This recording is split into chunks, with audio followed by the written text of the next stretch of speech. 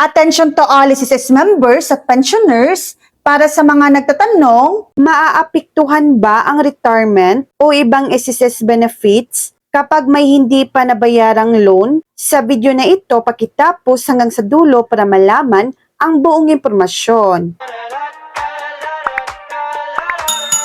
Opo, maaaring maapektuhan ang SSS retirement benefit kung may hindi pa nababayarang SSS loan. Ayon sa SSS, ang mga unpaid short-term member loans ay maaaring ibawas ng buo sa retirement benefit proceeds kapag nag-file na ng retirement claim. Halimbawa, kung ang retirement benefit na dapat matanggap ay 100,000 pesos at ang outstanding loan balance ay 20,000 pesos, maaaring ibawas ang 20,000 pesos, kaya 80,000 na lamang ang matitirang matatanggap depende sa final computation ng SSS. Hindi naman ibig sabihin na mawawala ang pensyon, ang loan balance ang maaaring kaltasin sa benefit. Kung death benefit naman ang claim, maaari ring ibawas ang unpaid loan sa benepisyong dapat matanggap ng beneficiaries. So yan lang po ang latest update.